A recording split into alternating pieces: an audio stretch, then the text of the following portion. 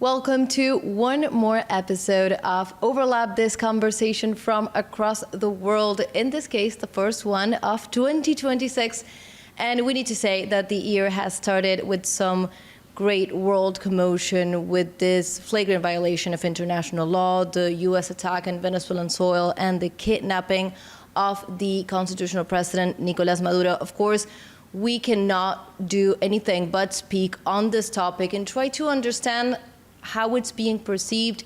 A few days have gone by. There's a lot to say. There's been a lot on the world narrative, and it's a great place to just come out and talk and see how we're looking at this from Latin America and from China. So hello, Tianchang, welcome back, and thank you for joining us. Of course, for Latin America, this has been a tremendous hit just because it's a first for many generations, and it's a first in decades. So we are trying to digest this and really try to understand at an international level what this means going forward. So we'll go into it in a bit. I wanted to ask you, how are you perceiving what happened here from China? There's been a lot of narratives, of course, from the US and from the global South, trying to explain what is really happening. What do you think is the explanation, the narrative for what happened that is most common in China right now? Sure. The narrative is mixed. Here's a little bit background information because China's mass media and social media has been ridiculously underdeveloped for a long time. A lot of people, they're working in media, in education, and in the broader political or economic sectors. They are loyal followers of the US. So these people, they remain a very loud voice on Chinese internet, on Chinese media. Fortunately, this trend has just begun to shift in recent years as more and more ordinary people no longer trust them and start to question the American discourse and also the entire neoliberal system. So people are coming to understand the truth about the long history of US thuggery in Latin America and across the global South. For me, personally, I was not at all surprised by the recent incident because I am fully aware of the pure evil nature of US government for a long time.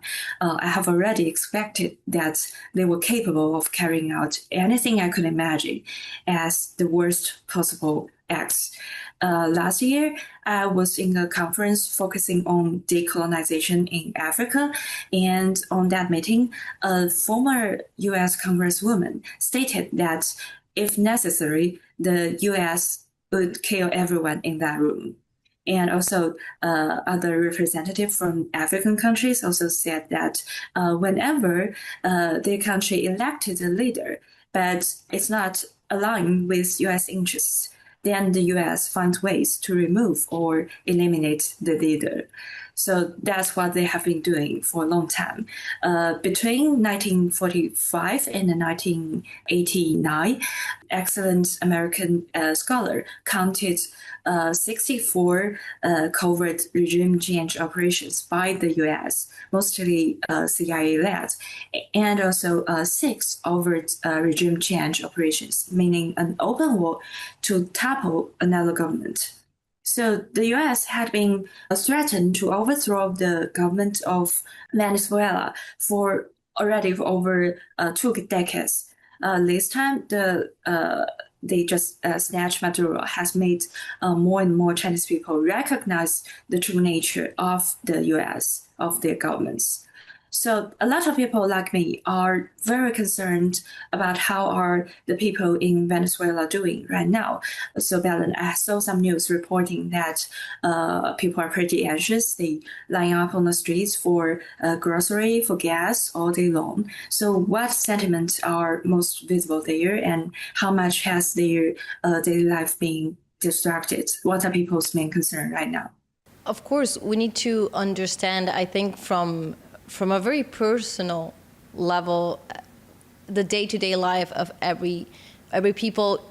One thing I always want to to bring to the table to whoever has not been in Venezuela before is that December is a very special time for Venezuelans. Venezuelans love celebrating Christmas. It's a party out on the streets. Caracas just shifts colors when December starts because it's culturally a very significant month of celebration and happiness. And it's not crazy to think that it's this time of year just after the holidays that they are choosing to do this attack, particularly because it will come as such a shock after a moment of joy in the streets. We had been reporting on the exceptionality. We need to think that the aggressions and the threats have been mounting from the United States upon Venezuela from at least last part of last year, from August onwards. And the past months have been constant threats. People waking up every day to Western news outlets, main news outlets, every day just publishing things like the attack is coming, it's going to be now, maybe not, maybe tomorrow. And that what Venezuela is naming a psychological war has to do with the effect that has on the people. And we had been reporting about the exceptionality that actually most parts of Venezuela were continuing their normal life, and there are videos just up to like one day before the attack of the Christmas parties, the holidays parties on the street, people dancing in squares, the city fully lit up. I'm talking about Caracas, but of course other parts of the country as well.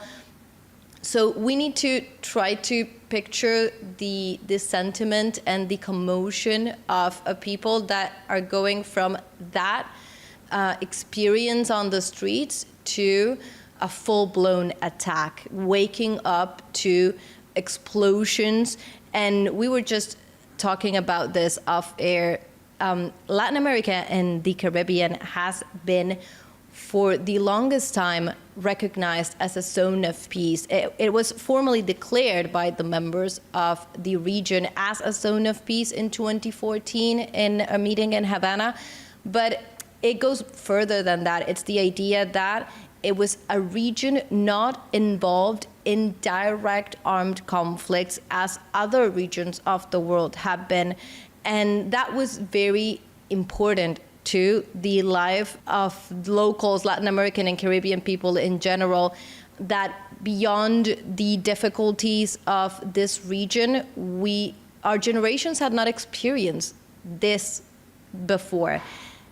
But the region does have, and you were saying, a long history of direct or indirect forms of interventions. So older generations do remember that this has happened before. It happened in Panama in the year 89. It happened in Grenada in the 83. But we're talking about decades ago. So if you're asking about how Venezuelans are feeling right now, we're recording from Cuba, but a lot of our comrades are in the different parts of Venezuela. And first of all, we need to understand it's a moment of commotion. People are digesting, and the authorities came out right hours after this happened to say this.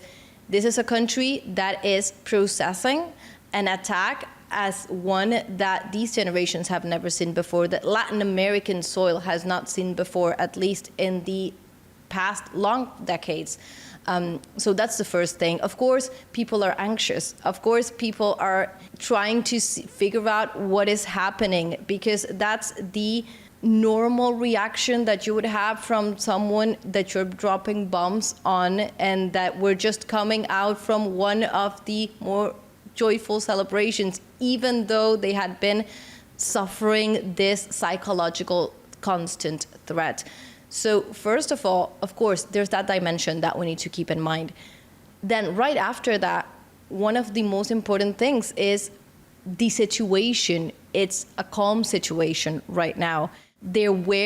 Calm situation, and with mobilizations that we've been seeing in defense of the territory. And this has been something that Venezuelans have been working towards through this period of psychological threat. The idea that, okay, the government used to phrase it in this way: before the constant threats, Venezuela will prepare its people. People will have maximum preparation. So this idea that it was already in the air, the possibility that if something happened, well, people had to come out to the streets to defend the territory, to defend sovereignty. And we need to say that many sectors of the social life of Venezuela have a very long tradition. They have decades of tradition of popular organization, territorial organization. So it is not a people not used to coming out to defend what's theirs. It's not people that are not used to being constantly attacked at an international level. And this decades long, from the beginning of Chavez government until this point, decades long of constant harassment, well, it teaches the people something. So those who are there in the territory, those who have lived through the whole thing, I think that they are now showing because what we are seeing from the streets, many narratives before anything happened, you would see in a lot of Western media, these possibilities of like putting a possible attack from the US on Venezuela as if it was going to be just a very simple thing, going in, toppling a government, the people would come out, rebel against everything, and everything would change. And a lot of analysts, even US analysts, even MAGA analysts, were saying that is not the case. Like, that process has a lot of like popular base, popular support. Even if you do this sort of attack, people are going to still be there, still be able to fight and defend the process. And what we're seeing now on paper, despite what media was saying before, is that is what is happening, that people are processing this very aggressive attack that directed the kidnapping of a constitutional precedent, which is something that crosses all major like international red lines. And the situation on the streets is of mobilization, not against a supposed government. That was what the Western media was supposedly advertising. We're seeing mobilizations in defense of that land. We're seeing mobilizations in defense of that territory. And most of all, we're seeing mobilizations in rejection of such an attack. And that, it was to be expected. Like, what will people do if you're bombing their territory? They're going to come out and say, we're not going to stand for this. So all of that is happening at the same time. And it's been days. So of course we need to keep track of what is happening. But I think that past the first hours, we are seeing a people and a government, because the institutionality, and this is something to look for, institutionality has not been broken. Yesterday, the National Assembly began its new session period. The acting president, following the constitutional president Maduro's orders, acting president was sworn in order to be able to fulfill the duties. Institutionality continues and social life continues. So that is a show of great resilience for a people that have just been bombed. All of that is something to keep in mind. Now, Tianchang, first of all, are these images, are these sentiments coming across to China? Are you seeing like these images of the mobilizations? How are people like understanding what is happening right now? And also, one of my questions was, how is China looking at the like true motives behind this this attack? Because you know that a lot of the narratives and a lot of the political analysis, the deeper analysis that are trying to understand what's happening, they are saying that a lot of what's at play here is actually the United States trying to heavily condition the possibility of Latin America getting closer to China. Like that Latin America and the Caribbean is becoming a battleground, and now a literal battleground in the dispute, in the way that the U.S. is trying to fight back for China. So how are you seeing that from your perspective? Sure. Thanks for sharing so much details and facts about what's going on in Venezuela. That's what we actually care about. For what is the strategic thinking behind the U.S. moves, I think China should be part of the reason, but not the whole picture. Over the past 6 months, as you just mentioned, like the situation in Venezuela has become increasingly tense. Last month, the U.S. Finally released their updated national defense strategy documents. A lot of people at that time interpreted it as a major pivot in U.S. foreign policy, with U.S. beginning a period of strategic pullback. But I would see it only as a minor shift. While the U.S. has emphasized a lot about safeguarding its interest in the Western Hemisphere, it has not made any clear commitment to scale back its role in the Eastern Hemisphere. It only signals that the methods of intervention and sanctioning may change. So now I see that's what Trump and his administration is trying to do now. All things are connecting. It's not even pretending a commitment to a rule-based order or a neoliberal crusade to promote liberal democracy. It's just showing a power-based order. So the strong can do whatever they can, and the weak suffer what they must.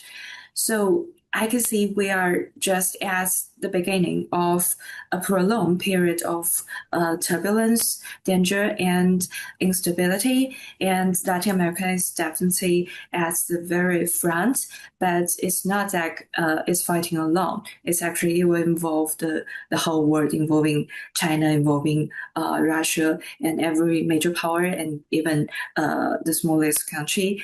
But I don't think it may end up well for the U.S. This longer term game of regime change would still be risky, as you're told that the institution is still there in Venezuela and the people are showing very strong resilience. So as far as I can understand, historically, the aftermath of such operations have been chaotic and violent for both sides. But definitely we will see that the people will be hurt the most. Yes, and one of the things that you were just mentioning was this thing about the narratives and the supposed way of like selling to the world an idea that we're doing this for democracy, we're doing this for freedom, and that has been a constant when the U.S. is trying to sort of cover up this regime change operations.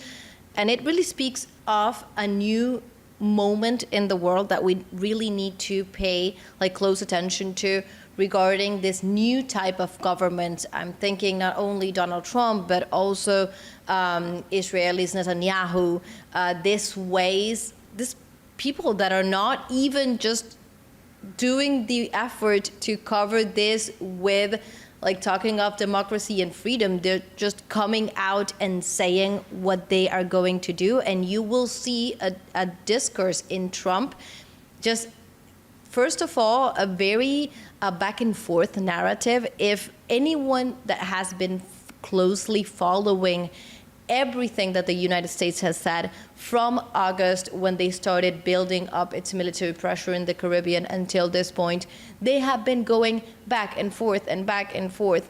It's drug trafficking, it's the government, it's oil. No, it's drug trafficking again. It's actually narco-terrorism.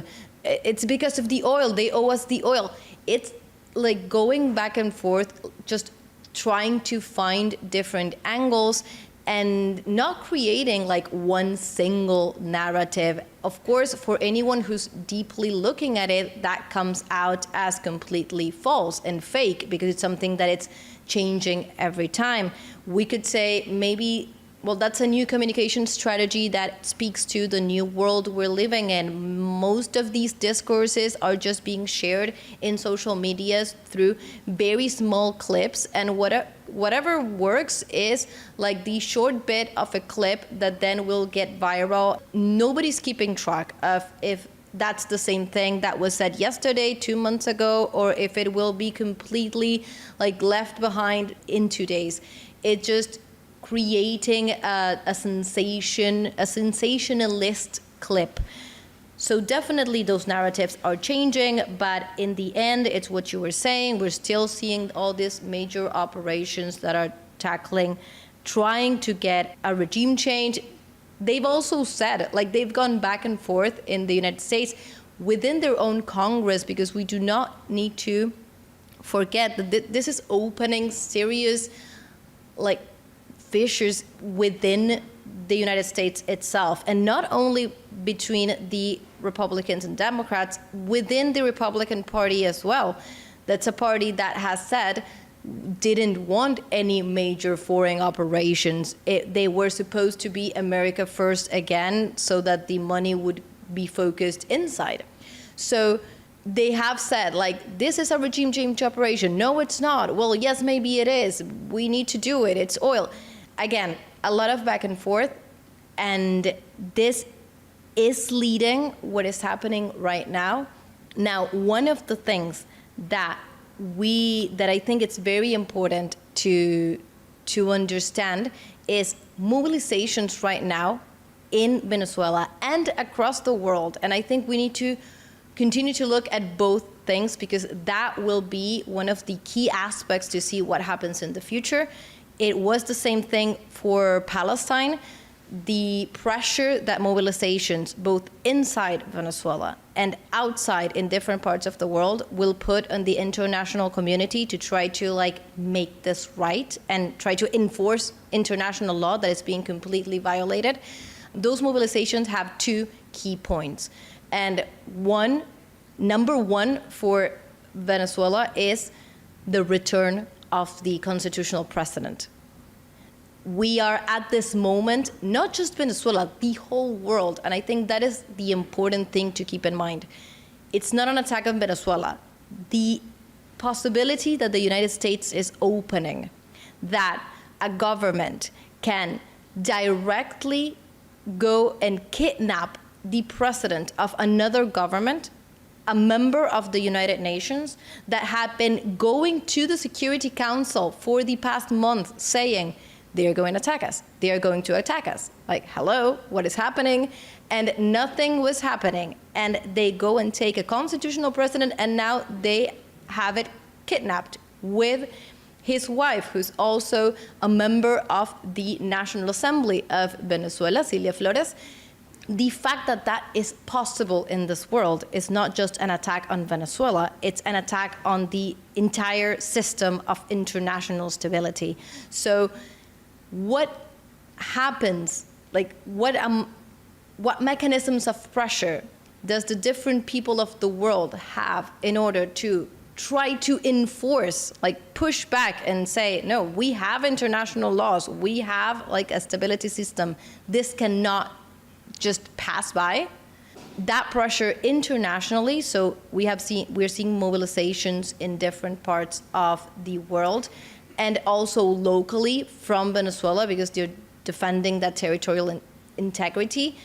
That will define what is coming in the coming hours, and it will define if, as you were saying, if this goes right for the US or not. Because Trump immediately wanted to come out and say that this was a very easy thing, just something to go, they were so superior that they could do it almost in the blink of an eye. Well, we are seeing now that there's been a lot of confrontations. One important piece of information to keep in mind as well is that there were 32 fallen Cuban soldiers in the attack So Cuba is putting a lot of the victims there. Again, always a great partner in the defense of the global South and the integrity of these nations, once again putting their lives at risk against imperialism. When we're seeing a people that are standing up, asking for their president to come back, asking for their territory to be defended, institutionality has not been broken. So now we need to see if this international pressure continues to mount, if this campaign has been as easy, quick, as successful as Trump is trying to sell it. And in many cases, what will define it is people out in the streets, both inside Venezuela and outside Venezuela. That was a game changer for Gaza.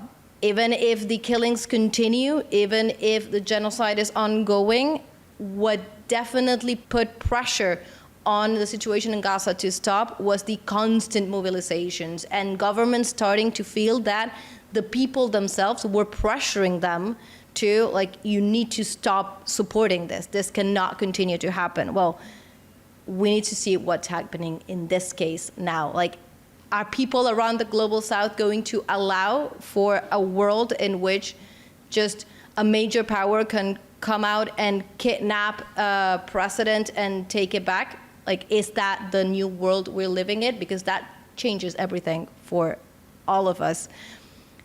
How is this being discussed in China? I think at this moment, most Chinese people, much like the Chinese government, we may tend to believe there's not a lot of things we can act right now is due to a lot of historical complex reasons. People tend to believe that China's policy towards Venezuela, as well as the Latin America, should still focus primarily more on the economic aspect. Politically, the Chinese government is continuing to explore the point at which it can be more assertive or more aggressive on the international stage. However, as we all see, the global conditions are changing rapidly. So some people start to think that this policy trajectory may not last long. It may change in the next few years because this situation in Venezuela, again, shows how much a new world order is desperately needed.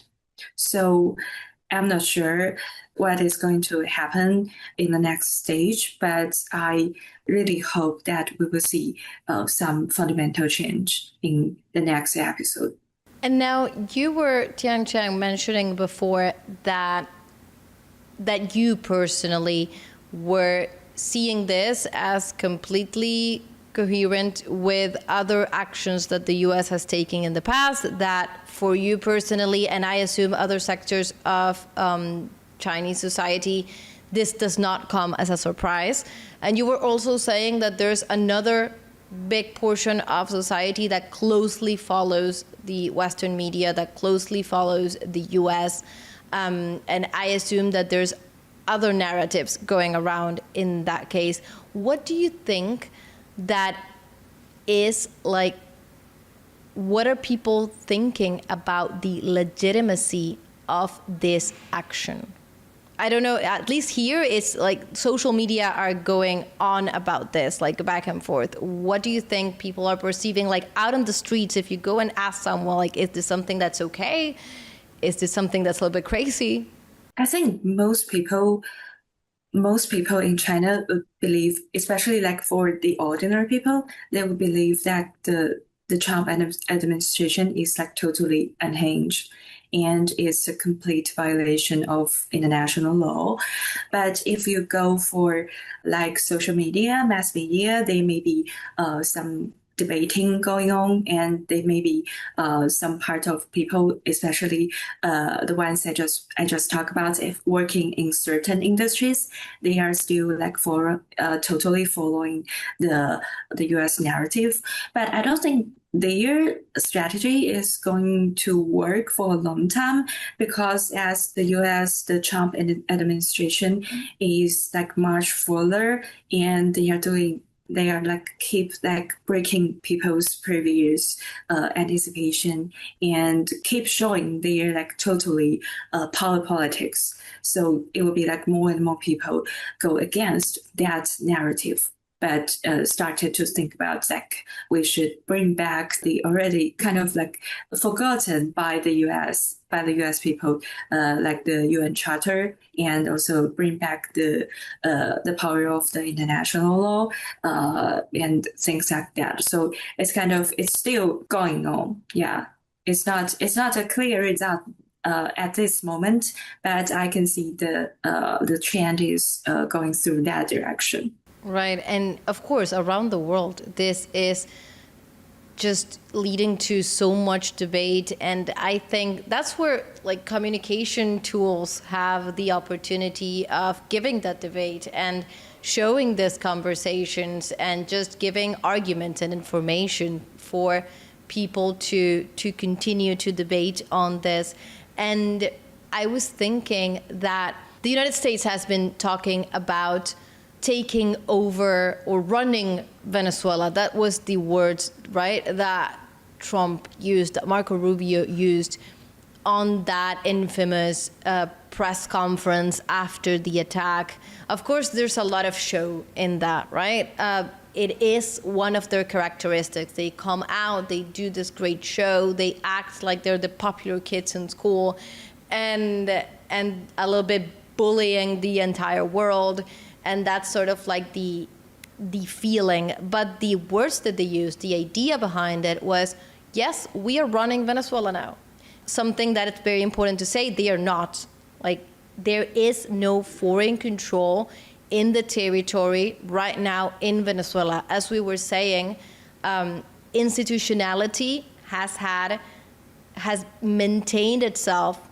Of course, after a great hit, they kidnapped the constitutional president. I think it's a good time for us to think, like everywhere around the world, what institutionality is strong enough that if from an hour to the next one, a foreign major power came in and kidnapped the constitutional president, institutionality would continue to run smoothly and just follow the chain of command and continue to enforce the political project and see how they go from there. That takes a lot of strength. That takes like an institutionality that is truly solid. So that is something also to keep in mind for a lot of Western narratives that are always trying to frame Latin American institutional systems as systems that are very weak, like they go from one thing to the other. Like there's a world narrative that sort of frames global South systems as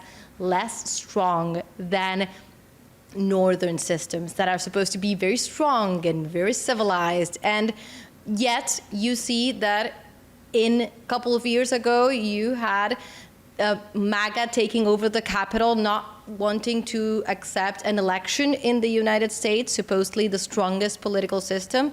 And in this case, what you're seeing is a foreign power kidnapping a president and institutionality continuing days afterwards, like without breaking point at this moment. So that is one thing to keep in mind, how that goes like against the narratives that are usually used. But they're talking about running Venezuela. And I kept thinking of like the importance that China gives to sovereignty, the importance that China gives to like internal affairs, right? The One China principle is one of the most important things in terms of its foreign relations and maintaining that sovereignty over the territory. How do you think like people in China in general are perceiving, like what do they understand when they hear a foreign president saying, oh yes, actually we went there and now we're gonna run that country? Like what does that mean? Yeah, we are sure that Trump certainly wants to take over of Venezuela, but people keep asking. The real question is whether it actually has the capacity to do it. In what form? as you just said, I'm glad to confirm with you that again, that the domestic resistance inside Venezuela has not been seriously weakened. It's still there. It's still functioning. The U.S. has spent years trying to pressure and suppress Venezuela, yet it has failed to bring the country under effective control. This in itself suggests that the anti-U.S., anti-imperialism forces within Venezuela remain relatively strong. So if Trump were to overreach and impose direct military control over Venezuela, it could easily turn into quagmire similar to the Afghanistan war. From the perspective of the U.S. national interest, such an intervention would require enormous investments while yielding very limited results. So even American people themselves questioning the effectiveness of this incident. Foreign Affairs just published an article arguing that during the negotiation in the summer of 2025, Maduro had already met nearly all the Washington economic demands. I'm not sure if it's true, but the article argues that the recent kidnap of the president, however, has undermined those hard-won economic gains, pushed Latin American allies towards opposition, and risks dragging the U.S. again into another prolonged conflict from which it will be very difficult for them to extricate itself. So that's what American people themselves sees this conflict. So even then, has no confidence of actually take over the Venezuela.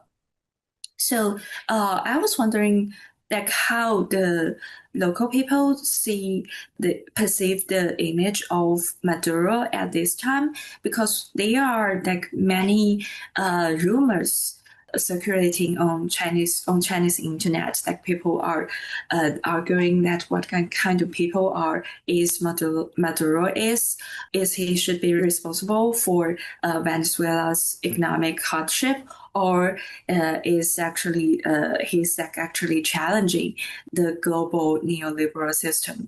So how does people there view Maduro? Of course.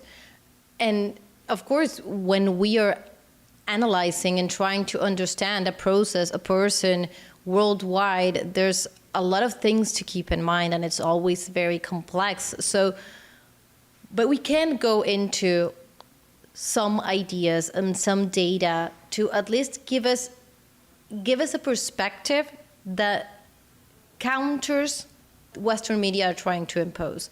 And with Venezuela in particular, what Western media has been constant and trying to reflect like a single image that speaks of a government and a people, and they're just trying to put it in one light, and they're trying to show an image of a people that are completely rejecting that process and sort of like hijacked by a process. That's like the Western media narrative outside of Venezuela.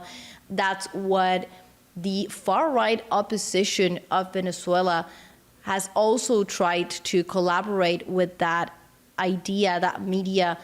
And for example, figures like far-right opposition leader Marina Corina Machado that has been very active trying to show this idea of Venezuela worldwide. And the Western world and Western powers have been standing by that idea that, of course, now we see was a way to sort of allow for this to happen, right? Allow for an attack like this to happen, and international solidarity trying to now have to counter that narrative. But we see, if we see what's happening on the ground, we see that what they were saying would happen is not happening. Like, if the population was being hijacked by one crazy man, well, supposedly, if you took away that crazy man, you would have the people coming out in freedom and trying to, like, okay, we have our country now. That is not what's happening. The mobilizations in Venezuela at this moment are very significant.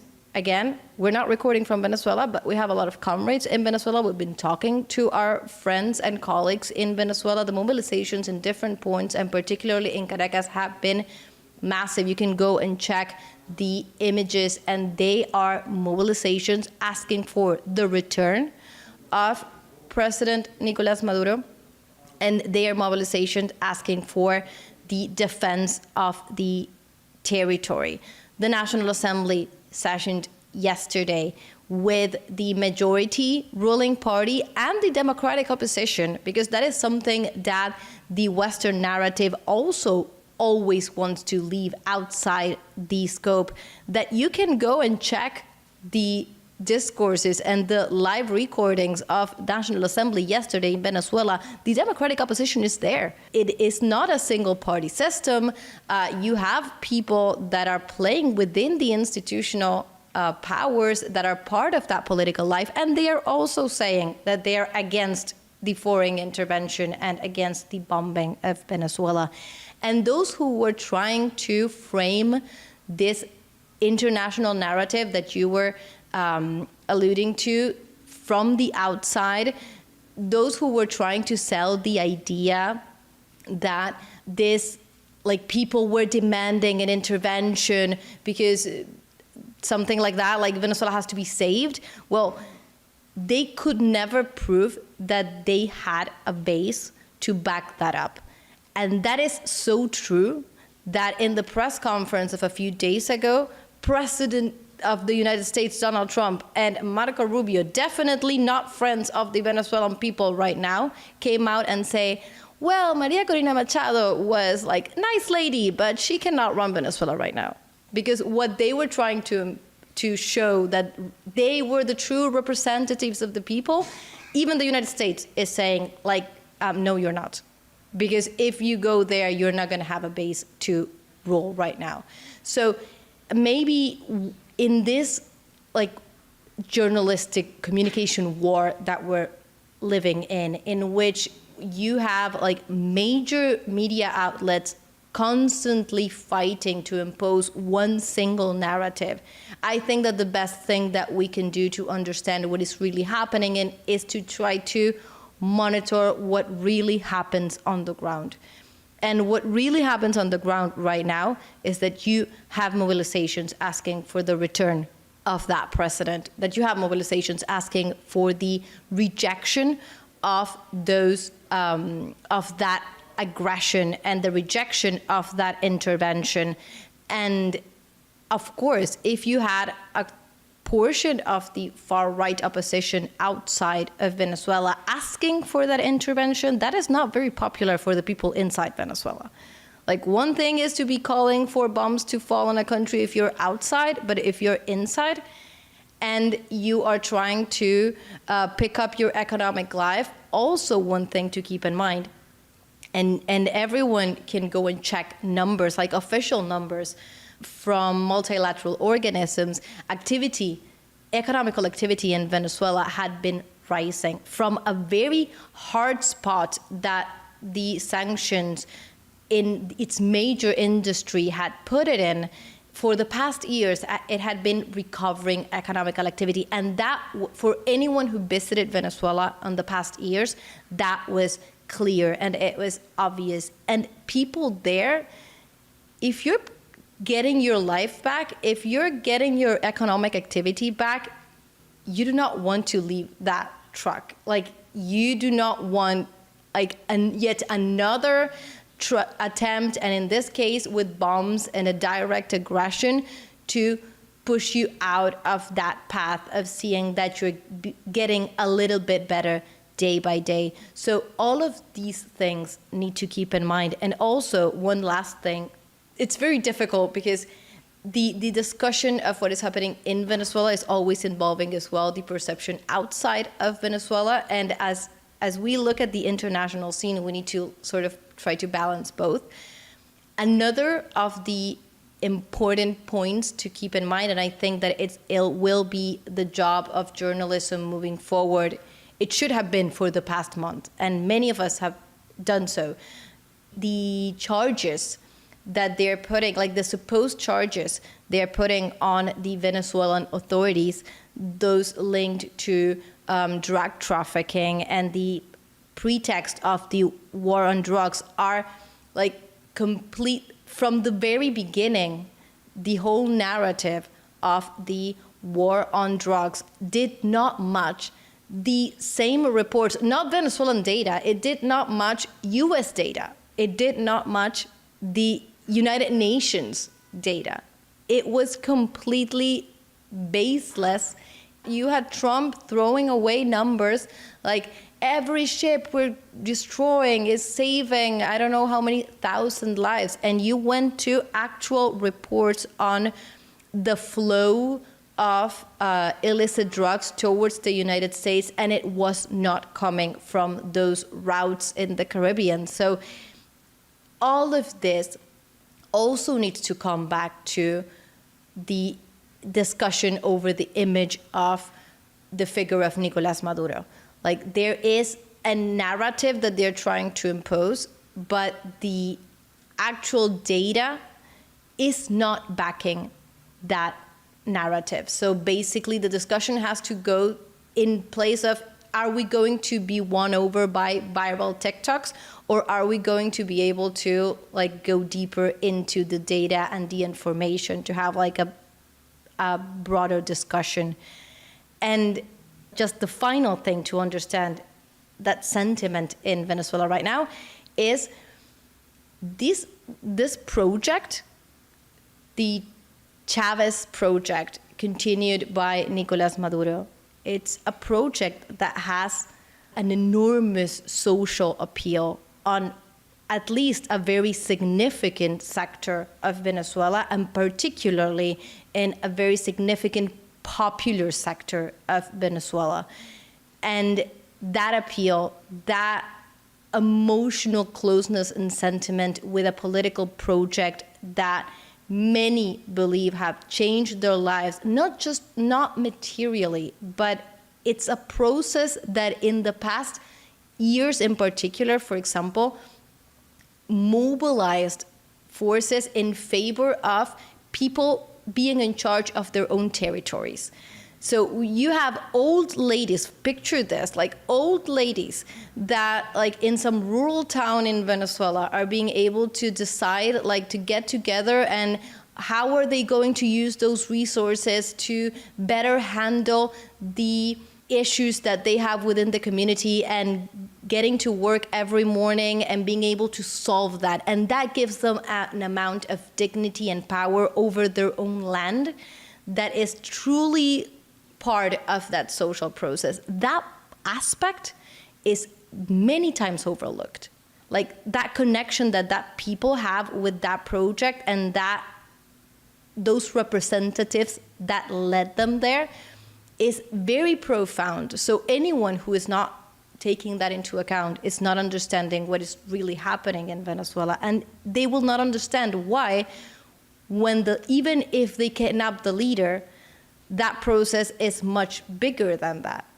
So definitely we'll need to continue to see, but all of that is at play. And my idea, you can maybe tell me what you perceive, but my idea is that Western media, and sadly, when I say Western media, I'm talking about media mostly controlled by Europe and the United States, is not capturing this. Like, it's not showing even like a 5% of this.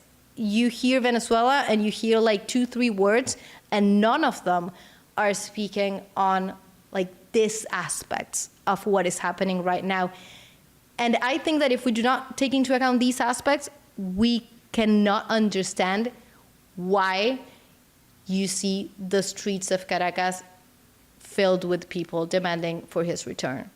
I'm so glad that in China, people get to see the two-side story, and we have the debating going on and the truths that coming from through the process of debating. For example, the whole stories around Maduro, there are some like very famous scholars coming to write some articles accusing Maduro of ruining Venezuela's economy. They say that because Maduro promoted excessive government spending, large-scale nationalization, and economic nationalism, thereby destroying the whole economy. However, immediately there are some other scholars and also influencers on the internet coming to push back against this narrative.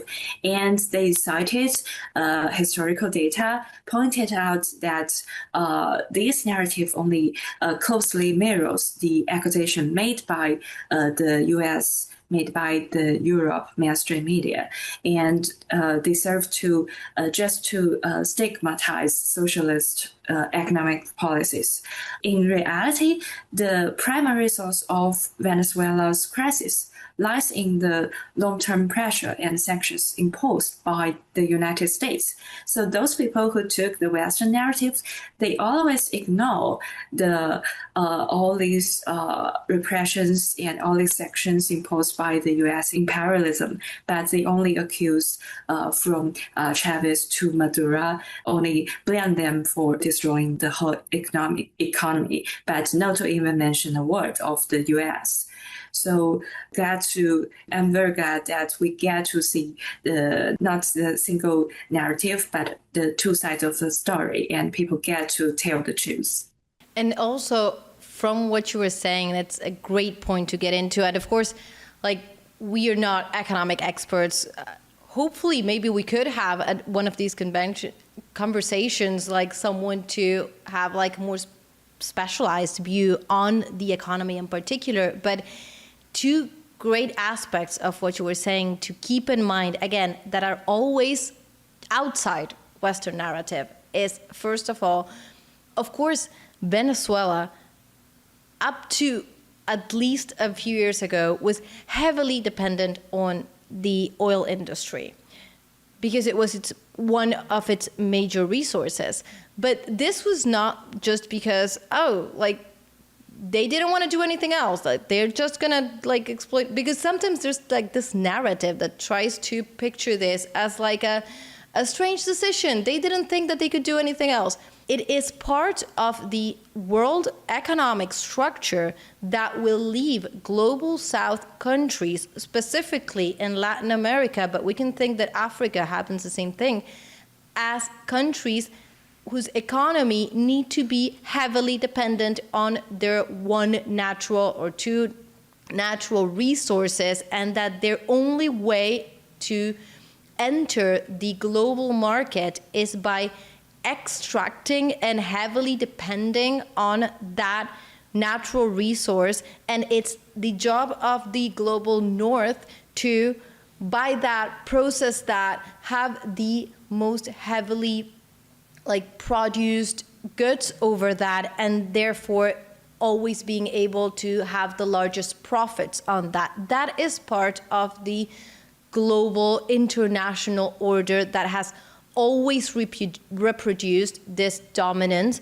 of the North over the South. So when we are talking about South American country and the difficulties it had leaving an economy that was strongly dependent on a primary good, it is completely oblivious to live outside the fact that the entire world order is putting Latin America in that position. You can think about this with other countries and their other main resources. The thing is that Venezuela in particular, it's oil, and it's one of the largest traded upon commodities, and so that puts it with a greater extra value. But all South American countries are pushed by the international order into only fostering that sort of primary good economy. And it's a very difficult process, a process that many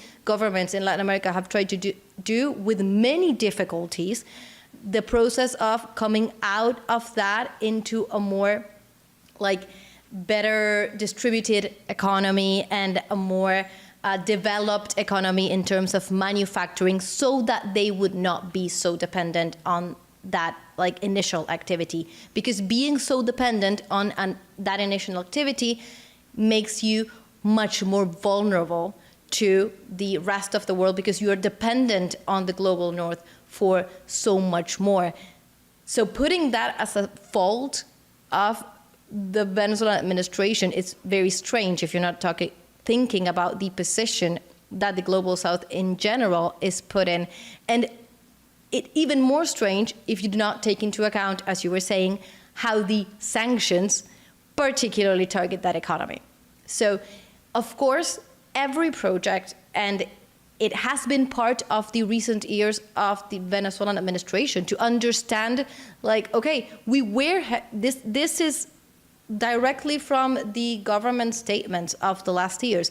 We were heavily dependent on the oil industry. We are working on better distributing, and now we have all these other engines of the economy in motion, and that is why they were able to pick up the economic activity, boosting, for example, the production of food in general. Venezuela used to import most of what it was eating, and it started growing in different areas, and with the support of like different exchanges, that growth and that production. Of course, every project needs to look at its difficulties and try to do better every time, but there is no discussion. Like at an international level, it's ill-intended for anyone to try to discuss this without thinking that, first of all, this is a South American country, so its possibilities are limited by the international order, and it's always going to have to try to fight back against that order in order to develop itself, and that it's facing sanctions that are trying to specifically destroy that motor that is like the life vest of the economy. So you cannot think of one thing without the other. It's like thinking about Cuba without thinking about the blockade. Like you cannot think about Cuba without the blockade, because any country in the world facing those types of restrictions would definitely change its way of life. And of course, and drop strategies, and need to see how they overcome it. So these are actually examples that people should be looking at to see, like, okay, if you have all of these restrictions, what do you do?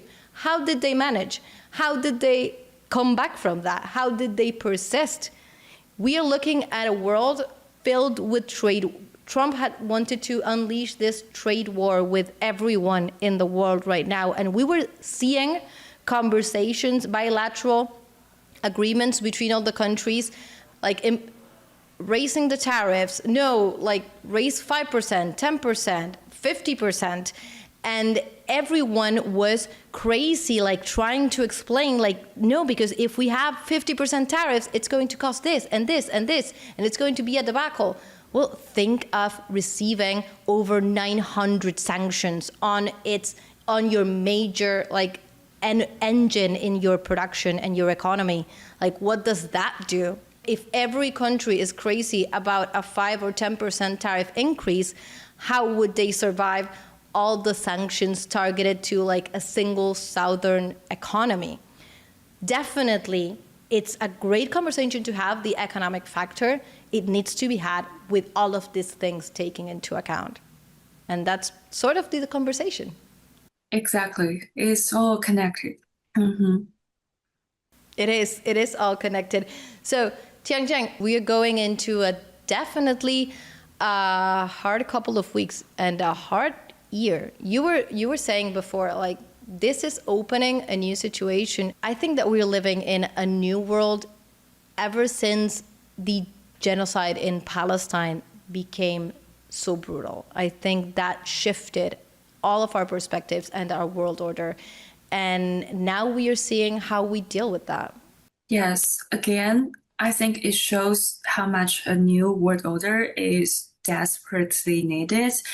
And I have full respect for you, and also all of your comrades, and also all these Venezuelans who are working and fighting at the very front line. So you guys are fighting against the most powerful military power, the most sophisticated capitalism system in history at this moment. So I wish you all the best. And we're doing it together. That's good. Yes. Okay, Tian Chang, so it was great speaking to you as always. We'll need to speak in a few weeks and see where we stand. Definitely, it was great to have this conversation. We will continue to do so. And for now, this was another episode of Overlap, this conversation from across